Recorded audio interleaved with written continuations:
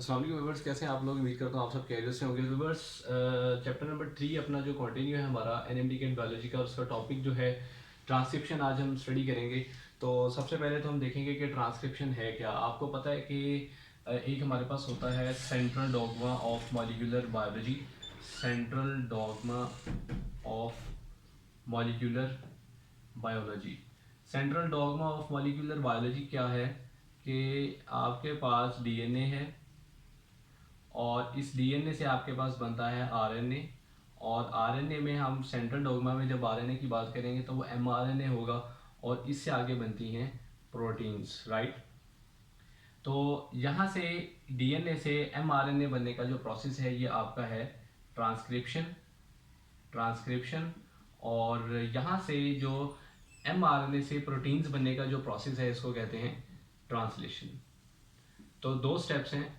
तो यहाँ पर आज हम जो स्टडी करेंगे वो ये है कि आपका डीएनए से एमआरएनए जो है वो कैसे बनता है। तो ये आपका होगा ट्रांसक्रिप्शन। तो इसे हम इस प्रोसेस को आज हम स्टडी करेंगे। देन नेक्स्ट जो स्टेप होगा वो ट्रांसलेशन का होगा, जिसमें जो मैसेंजर आरएनए बन गया होगा उससे प्रोटीन्स को कैसे बनाना है वो ट्रांसलेशन में स्टडी करेंगे। तो अभी हमारा जो फोकस होगा, हमने सेंसेस करना है डीएनए से एमआरएनए, राइट।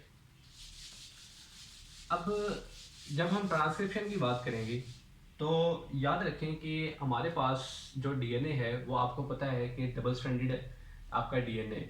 अगर मैं बात करूं कि डीएनए आपका डबल स्ट्रैंडेड है लाइक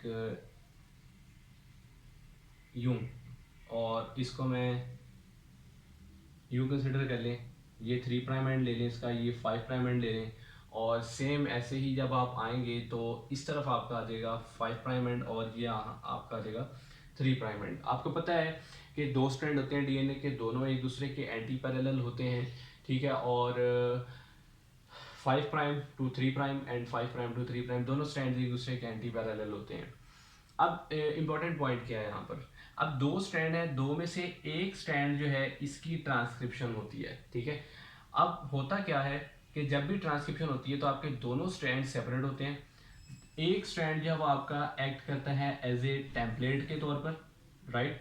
जो आपका स्ट्रैंड टेम्पलेट के तौर पर एक्ट कर रहा होता है उसको हम कहते हैं कि ये आपका एंटी सेंस स्ट्रैंड है।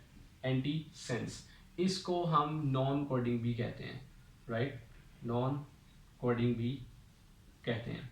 जो आपका स्ट्रैंड होता है कोडिंग, राइट, उसको आप, जो आपका कोडिंग स्ट्रैंड होता है उसको आप सेंस स्ट्रैंड भी कहते हैं, ठीक है। तो दो स्ट्रैंड से सेपरेट होंगे आपके पास। तो हम देखेंगे कि आपका टेम्पलेट के तौर पर जो एक्ट करेगा वो क्या होगा, वो आपका एंटी सेंस होगा, वो आपका नॉन कोडिंग होगा, राइट। कोडिंग वाला जो होगा वो आपका सेंस स्ट्रैंड होगा बेसिकली।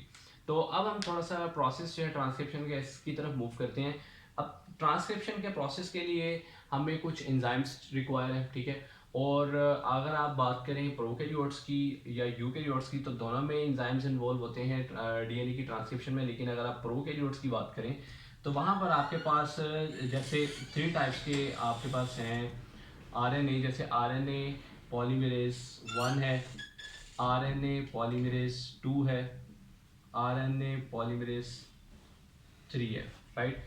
आपका आरएनए पॉलीमरेज 1 अगर डीएनए पे बाइंड करता है तो ये बनाता है आपका राइबोसोमल आरएनए, राइट। और अगर आपका आरएनए पॉलीमरेज 2 बाइंड करता है तो ये आपका बनाता है मैसेंजर आरएनए। और अगर आरएनए पॉलीमरेज 3 बाइंड करता है तो इससे बनता है आपका ट्रांसफर आरएनए, राइट। तो अगर आपको चाहिए हो messenger RNA from the sequence of DNA, तो अगर आपने डीएनए से मैसेंजर आरएनए बनाना है तो आपको जो एंजाइम रिक्वायर होगा वो होगा आरएनए पॉलीमरेज 2, राइट। तो ये हमें एंजाइम चाहिए। इसके अलावा एक एक इनिशिएटर फैक्टर भी होता है जिसे हम कहते हैं कि वो क्या है, सिग्मा फैक्टर। ये सिग्मा फैक्टर जो है along with RNA polymerase along with RNA polymerase 2 एक आपका कंप्लीट एंजाइम है, राइट। अब जब सिग्मा फैक्टर इसके साथ मिलेगा तो ये आपका एक कंप्लीट एंजाइम होगा, ठीक है ना। अब जब ये सिग्मा फैक्टर इससे रिलीज हो जाएगा तो ये आपका जो आरएनए पॉलीमरेज 2 बच जाएगा, ये आपका कहलाएगा कोर एंजाइम, राइट। अगर आपसे सवाल किया जाए कि व्हाट इज कोर एंजाइम, तो वो सिर्फ आपका ये है। अगर कंप्लीट आपका एंजाइम, होल एंजाइम जो है वो आपका सिग्मा फैक्टर के साथ होता है। अब हमने ये देखना है कि सबसे पहले क्या होता है कि आपका जो आरएनए पॉलीमरेज 2 है, इसके लिए डीएनए के अंदर कुछ सीक्वेंसेस होती हैं जहां पर ये बाइंड करता है। उन सीक्वेंसेस पे एफिनिटी होती है आरएनए पॉलीमरेज के लिए। मिसाल के तौर पर आपके पास जब भी ट्रांसक्रिप्शन होती है, तो ट्रांसक्रिप्शन किस तरीके से होती है कि आपके पास एक ट्रांसक्रिप्शन बबल क्रिएट होता है। ट्रांसक्रिप्शन बबल क्रिएट होता है। अब आपके पास डीएनए की जब आप बात करेंगे, तो डीएनए के अंदर एक आपके पास सीक्वेंस होती है अपस्ट्रीम और एक आपके पास सीक्वेंस होती है डाउनस्ट्रीम, राइट। जो आपके पास अपस्ट्रीम सीक्वेंस होती है वो माइनस में होती है, जो अप डाउनस्ट्रीम सीक्वेंस होती है वो प्लस में होती है, राइट। अब यहाँ पर आपके पास जो आरएनए पॉलीमरेज 2 के लिए जो एफिनिटीज होती हैं डीएनए के अंदर, वो अपस्ट्रीम पे होती हैं। अब अपस्ट्रीम पे अगर आप प्रोकैरियोट्स की बात करें, तो आपके पास एक सीक्वेंस है TGACA। ये सीक्वेंस जो है ये आपकी होती है -35 पे। इसी तरह से एक और सीक्वेंस होती है जिसे हम कहते हैं TATAAT, जिसे टाटा बॉक्स भी कहते हैं। ये सीक्वेंस होती है आपकी -10 पे। यही सीक्वेंस अगर आप यूकेरियोट्स की ये मैं बात करूं प्रोकैरियोट्स की, और अगर मैं यही सीक्वेंस आपको कहूं कि आपके पास हो यूकेरियोट्स में, तो वो होती हैं -75 पे और -25 पे, राइट।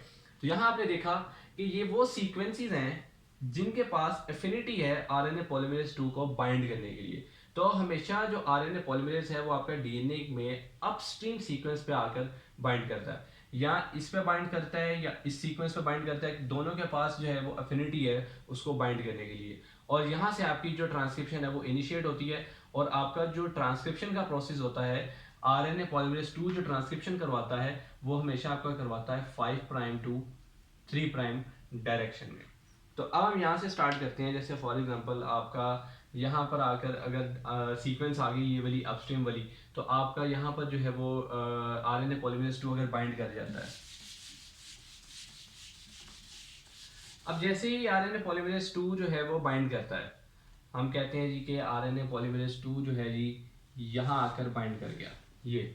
तो जैसे ही आरएनए पॉलीमरेज यहाँ आकर बाइंड कर गया, तो आरएनए पॉलीमरेज जैसे ही बाइंड हुआ, तो क्या हुआ कि यहाँ से आपका जो डीएनए है इसके दोनों स्ट्रैंड जो है वो ओपन हो जाएंगे। बिल्कुल यूं इस तरह से डीएनए स्ट्रैंड आपके ओपन हो जाएंगे। ओपन कैसे हो जाएंगे कि यहाँ से अगर आप देखें, ये जो स्ट्रैंड आ रहा है आपका, ये इस तरह से ऐसे हो जाएगा, राइट। और ये स्ट्रैंड आपका जो है ये इस तरह से थोड़ा सा ऊपर मूव कर जाएगा, क्लियर। अब यहाँ से ये आपका स्ट्रैंड आ रहा था ये। अब ये देखें तो ये जो स्ट्रैंड आपका आ रहा है ये 3 प्राइम वाला आ रहा है, ठीक है, राइट। और ये यहाँ पर आपके आ रहा है 5 प्राइम तक आ रहा है। इसे हमने थोड़ा सा ओपन कर दिया, राइट।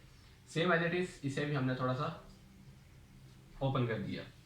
अब ये क्या हो गया, अब यहाँ पर आप देखें कि जैसे ही आरएनए पॉलीमरेज 2 बाइंड किया, तो आपका एक ट्रांसक्रिप्शन बबल क्रिएट हो गया। इस आरएनए पॉलीमरेज 2 के ऊपर आकर एक छोटा सा इस तरह से लगेगा एक फैक्टर जिसे हम कहते हैं सिग्मा फैक्टर, और वो कुछ यूं होता है, क्लियर। ये होता है सिग्मा फैक्टर और आरएनए पॉलीमरेज 2। जैसे ही ये सिग्मा फैक्टर इसके बाइंड करेगा, ये इसको फोर्स लगाएगा और ये मूव करना शुरू करेगा, ठीक है। और सिग्मा फैक्टर जो है वो फिर खुद यहाँ से रिलीज हो जाएगा। तो जब सिग्मा फैक्टर यहाँ से रिलीज हो जाएगा, तो फिर आरएनए पॉलीमरेज 2 खुद जो है वो मूव करता जाएगा और वो बबल जो आपका बनता जाएगा। अब इसमें 3 स्टेप्स होते हैं आपके पास। पहला तो ये हुआ कि इनिशिएशन हुई, फिर आपकी इनोगेशन होगी, फिर आपकी इसमें टर्मिनेशन हो जाएगी, ठीक है। अब यहाँ पर जैसे ही आरएनए पॉलीमरेज 2 अब इससे अलग हो गया, ठीक है। अब ये आगे आगे मूव करता जा रहा है, ठीक है, यूं, और आपकी ट्रांसक्रिप्शन जो है वो कैरी आउट होती चली जा रही है। अब यहाँ पर अगर आप देखें तो ये जो आपका स्ट्रैंड है, ये वाला स्ट्रैंड, ठीक है जी, ये जो स्ट्रैंड आ रहा है आपका, ये वाला स्ट्रैंड, क्योंकि ये जो स्ट्रैंड आपका आ रहा है ये 5 प्राइम से आपका यहाँ से ही देखें तो ये जा रहा है आपका 5 प्राइम टू 5 प्राइम, ये आपका आ रहा है 3 प्राइम पे, राइट। जो हमारा आ रहा है ये 3 प्राइम पे आ रहा है, राइट। और ये आपका चला जा रहा है 5 प्राइम पे। तो इसमें थोड़ा सा हम चेंज कर लेते हैं कि जैसे ये हमारे पास एक बन गई, ठीक है ना, तो इसको हम थोड़ा सा मॉडिफाई कर लेते हैं। तो जब आप इसे थोड़ा सा ऐसे और ओपन कर लें यूं, और यहाँ से भी आप इसे थोड़ा सा ओपन कर लें, क्लियर, तो इसको थोड़ा सा हम साइड पे कर लेते हैं, हमें क्लियर हो जाएगा। इसको आप यूं थोड़ा सा नीचे ले आए, एक कंप्लीट बबल बन जाएगा आपके पास यूं, राइट। तो अब आप ये देखें कि ये आपका आ रहा है 3 प्राइम एंड पे, इसका मतलब है यहाँ से आपका इसका जो बन रहा है वो 5 प्राइम एंड बन रहा है, राइट। तो ये आपका जाएगा ऐसे ऊपर, और ये यहाँ से आपका ऐसे डाउनवर्ड, राइट। तो ये जाएगा आपका ऐसे यूं, क्लियर। तो ये आपका आता चला जा रहा है 3 प्राइम से, और यहाँ आते आते इसका आ गया आपके पास क्या, 5 प्राइम एंड, राइट। और इसका बन गया आपके पास 3 प्राइम एंड, क्लियर। अब हो क्या रहा है कि आपका ये ट्रांसक्रिप्शन बबल क्रिएट है, जिसमें आपके ये आपके न्यूक्लियोटाइड्स जो है वो अरेंज्ड हैं यूं, clear, same as it is यहाँ पर भी। अब जो ये वाला स्टैंड आपका, ये वाला स्टैंड, ये आपका जो है ये कोडिंग स्टैंड है, कोडिंग स्ट्रैंड है, और इसको आप सेंस स्ट्रैंड भी कह सकते हैं। जो ये वाला स्ट्रैंड है आपका, ये वाला आपका है जी टेम्पलेट स्ट्रैंड, टेम्पलेट स्ट्रैंड, और इसको आप एंटी सेंस स्ट्रैंड भी कह सकते हैं, एंटी सेंस स्ट्रैंड भी कह सकते हैं, राइट। तो टेम्पलेट स्ट्रैंड और एंटी सेंस स्ट्रैंड। अब यहां पर अगर आप थोड़ा सा देखें तो ये हो गया आपका टेम्पलेट स्ट्रैंड। मैंने आपको बताया था कि दोनों में से एक स्ट्रैंड की जो ट्रांसक्रिप्शन है होती है, और जिसकी ट्रांसक्रिप्शन होगी, जो ट्रांसक्राइब्ड होगा, वो आपका टेम्पलेट स्ट्रैंड होगा, जो कि एंटी सेंस स्ट्रैंड होगा। अब इस सीक्वेंस पे क्या होगा कि आपके पास जो आरएनए पॉलीमरेज 2 है, ये न्यूक्लियोटाइड्स को ऐड भी करेगा, ठीक है। अब जैसे मिसाल के तौर पर, अब यहाँ पर क्या हुआ कि आपके पास जैसे है ग्वानोसिन है, तो इसके रिवर्स में आपके पास साइटोसिन लगेगी, ठीक है। अगर यहाँ ग्वानोसिन है, अगर यहाँ साइटोसिन है तो ग्वानिन लगेगी, एडेनिन है तो यहाँ यूरासिल लगेगी, क्योंकि अब आप बना रहे हैं मैसेंजर आरएनए, राइट। तो आपका जो मैसेंजर आरएनए बनेगा, मैसेंजर आरएनए, वो आपका किस सेंस में बनेगा कि आपके पास डीएनए में जो नाइट्रोजन स्पेसीज उसमें थायमीन है, लेकिन आरएनए में आपको चाहिए यूरासिल, तो वहाँ एडेनिन की जगह पे क्या लगेगी, यूरासिल। तो इस तरह से आपका ये जो है वो बनता चला जाएगा। तो जहां जहां थायमीन आएगी वहां वहां आपकी एमआरएनए में यूरासिल लगती चली जाएगी, और एक वक्त आएगा कि जो आपका मैसेंजर आरएनए होगा वो इस तरह से एक हेयर पिन क्रिएट कर देगा। हेयर पिन कैसे क्रिएट करेगा कि यहाँ पर बहुत ज़्यादा जीसी रिच कंटेंट आ जाएगा, ठीक है। जब मैसेंजर आरएनए के अंदर बहुत ज़्यादा जीसी रिच कंटेंट आ जाए, तो जीसी रिच कंटेंट की वजह से वहाँ पर एक हेयर पिन क्रिएट हो जाता है, और उस हेयर पिन क्रिएट होने की वजह से जो एमआरएनए है उसकी जो फर्दर फॉर्मेशन है वो स्टॉप हो जाती है। तो ये एक आपका स्टॉप सिग्नल भी होता है कि अब स्टॉप किस वक्त होना है, ठीक है। तो ये एक होल प्रोसेस है जो कि चलता रहता है। तो ये होती है एक जनरल ट्रांसक्रिप्शन के आपके पास मैसेंजर आरएनए जो है वो कैसे उसकी ट्रांसक्रिप्शन से वो बनता है डीएनए की सारी सीक्वेंस उससे ट्रांसफर हो रही होती है मैसेंजर आरएनए में। आपकी एक न्यूक्लियोटाइड में चेंज आता है कि एडेनिन जो होती है उसके साथ थायमीन बाइंड करनी होती है, क्योंकि एमआरएनए बन रहा होता है तो वहां पर यूरासिल बाइंड करती है। अब सवाल ये पैदा होता है कि जब मैसेंजर आरएनए बन गया, अब मैसेंजर आरएनए दोनों में बनता है, आपका प्रोकैरियोट्स में भी बनता है, प्रोकैरियोट्स में भी बनता है, और आपको पता है कि यूकैरियोट्स जो हैं उनमें भी बनता है, ठीक है। ट्रांसक्रिप्शन तो होती है। अब जो प्रोकैरियोट्स में एमआरएनए बनता है वो डायरेक्टली आपका ट्रांसफर हो जाता है साइटोप्लाज्म में, राइट।